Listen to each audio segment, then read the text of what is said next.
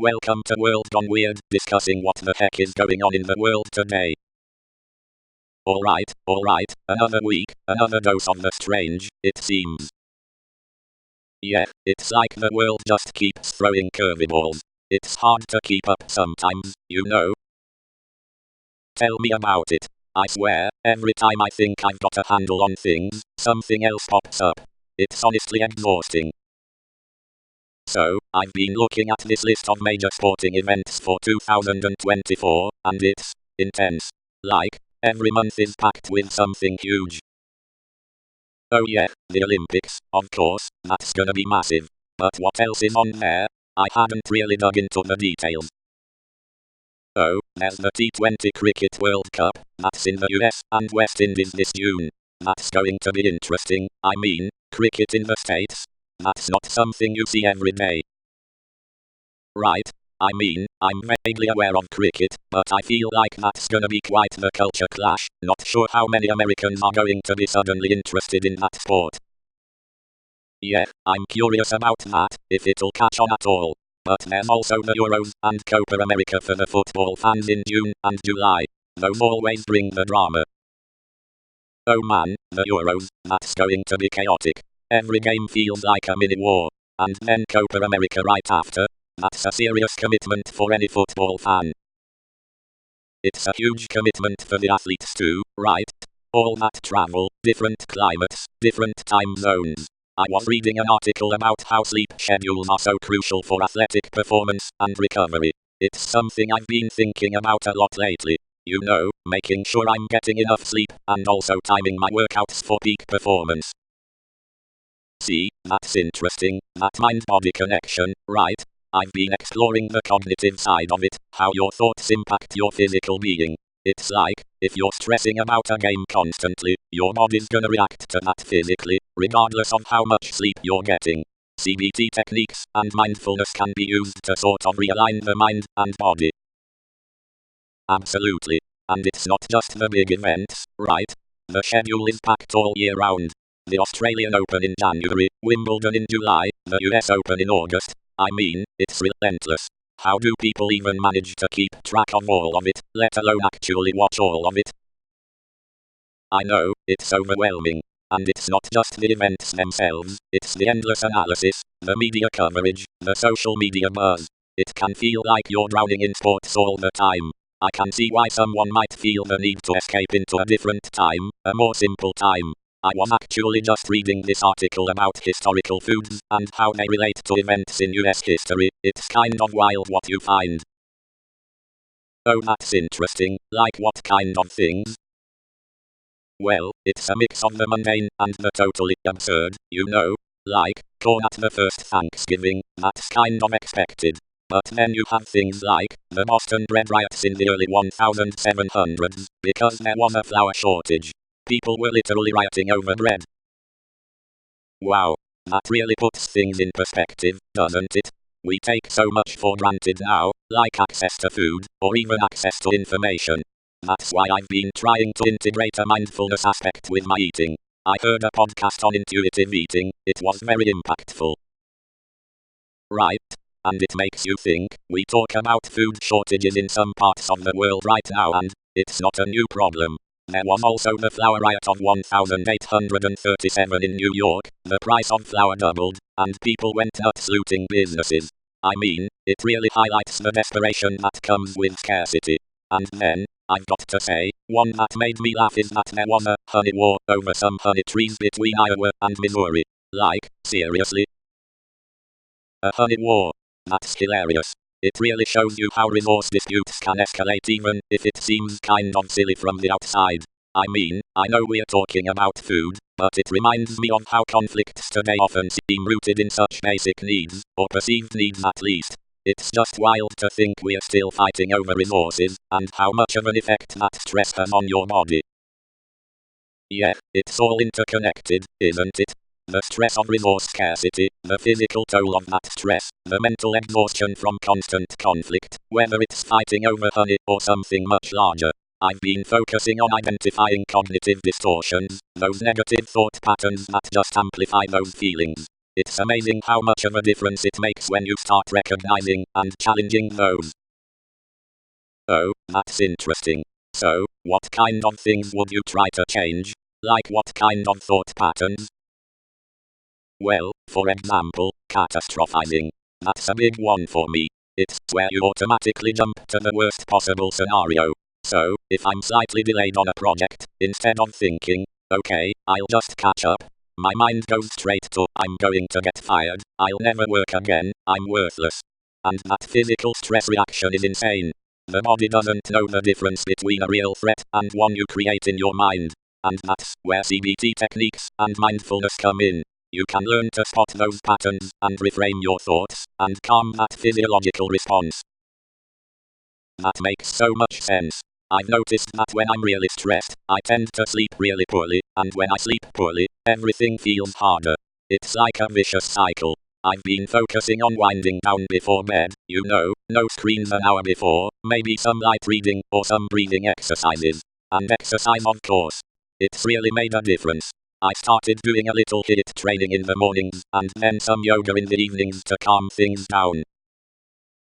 See, that's awesome. That's exactly the kind of thing that's so powerful. Simple lifestyle changes can make such a huge difference. It's about those little tweaks in your daily routine, like trading a soda for a herbal tea. I've been exploring different meditation techniques too, that focus on combining visualization and nature sounds. It's like a sensory reset button for the mind. Yeah, that makes sense. I was reading about some pretty interesting history involving coffee. The Wright brothers apparently were huge coffee drinkers, and it may have even played a role in them figuring out the vertical tail on airplanes. After having way too much coffee one night, Orville figured out why their planes were going into tailspins, and then created that vertical tail to keep them from crashing. Crazy how stimulants can impact our problem solving. That's incredible, yeah, and it's interesting that you brought up stimulants. I've noticed how easy it is to reach for a quick fix. Caffeine, sugar, even social media, when you're feeling stressed or overwhelmed, instead of addressing the root cause. But that's why being mindful is so key. It's about taking a pause, becoming more aware of your thoughts and bodily sensations, and being more proactive, rather than being completely reactive. It's like acknowledging when your stress is going up, and instead of adding more stressors, taking a breath and changing your thoughts. It really all connects, doesn't it? Stress and conflict, and food and our cognitive patterns, and ultimately our physical well-being. It's so easy to get caught up in the day-to-day, but looking at both the sports schedule and the historical food moments really shows how small we are in the grand scheme of things, but also how our actions today can have a huge impact. Absolutely. And, on a completely different note, I was reading further down this historical food list and found another weird one. It seems that the USS O'Bannon, during WW2, used potatoes as makeshift grenades against a Japanese submarine. They were out of range of their heavy guns, so they started throwing potatoes at them, and the Japanese thought they were actual grenades. This resulted in the submarine moving away from the ship, and then they were sunk. What? That's insane. I mean, talk about resourcefulness. I guess when you don't have the usual options, you get creative. It's like a real-life MacGyver situation. But it's also kind of funny, the idea of a submarine getting hit with potatoes.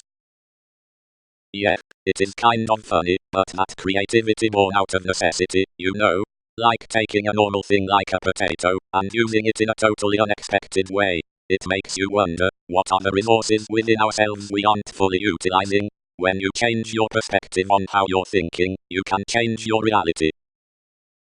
That's a great way to put it. And it really highlights the importance of adaptability. Being able to think on your feet and adjust to changing circumstances. Which, going back to those sporting events, I think, is something that athletes do constantly.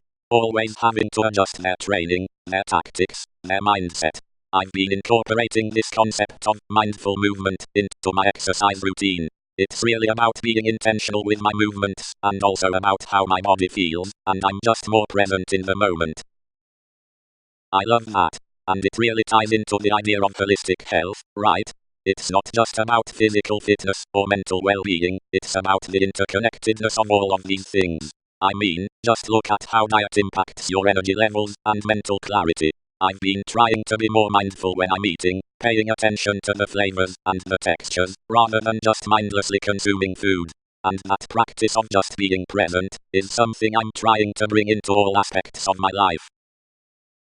Right? So it's not just a simple ingredient, it's about understanding how interconnected everything is. You know, I saw something about this, that negative thought patterns also trigger physiological stress. So you think negative thoughts, and then you get actual cortisol increases. But the opposite is true too. Practicing mindfulness, calming the mind, reduces the stress response, which is good for the whole body and mind. The idea of cognitive restructuring as a path to physical well-being really resonates with me. It all makes so much sense. And I think it's easy to get so caught up in the chaos of daily life and to not see the connections. Like, thinking about the physical demands of athletes and the mental games of sports, it shows you how much of a full system effort is required to be successful, but that same effort is required to be well. I am feeling super inspired to keep optimizing my health routines. Yeah, and there's something empowering in realizing you can make small changes that have a huge impact, and also you can find tools to help yourself be more mindful. Like that guided meditation app I've been using, it's so much better than just trying to force myself to be calm. The nature sounds and the visualizations really help the mind relax, which ultimately benefits everything else.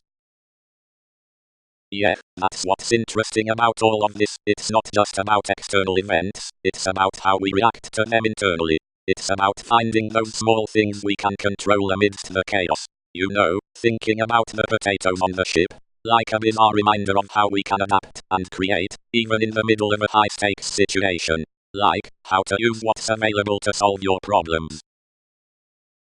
Right, and it's about that personal agency, right? Like, it's easy to feel powerless when the world seems chaotic and everything is going wrong, but focusing on what you can control, you know, reshaping how you think, that's something you have complete control over, you know. And when you start to master that, you start to see how powerful it is to take that back. Absolutely. It's all about consistency. Small changes, consistent effort, and a holistic approach. Whether it's optimizing your sleep, your workouts, your mindset, even the way you eat. It's all interconnected, and that's where the power lies. Yeah, it's really about cultivating a sense of presence and intention in everything we do. From mindful eating to conscious movement, and even just taking a few deep breaths when things get stressful. It's all part of a journey towards a more balanced and fulfilling life, and I think the more aware we become of those things, the more we can really be present and help the world, instead of adding to the chaos. It's true, a little bit of control on the micro can help with the macro. Maybe we should all try throwing potatoes at our problems, metaphorically speaking of course. Haha, that visual is amazing. Maybe we could start a trend. But seriously, it's about finding those small pockets of control in a world that often feels completely out of control, and focusing on what really matters. Our health, our well-being, and the connections we have with others. By the way, did you know that chocolate chip cookies were invented in the USA? Who would have thought? Oh, I did see that. Right. And you would never think about those kinds of things. That something that seems so ubiquitous today had to come from somewhere. Well, this has been a great conversation. I have to go get a workout in before the day gets away from me. Yeah, definitely. Well, until next week, stay curious, stay mindful, and maybe throw some potatoes at your problems every now and then. Alright, sounds good. Until next time, everyone. Take care, everyone.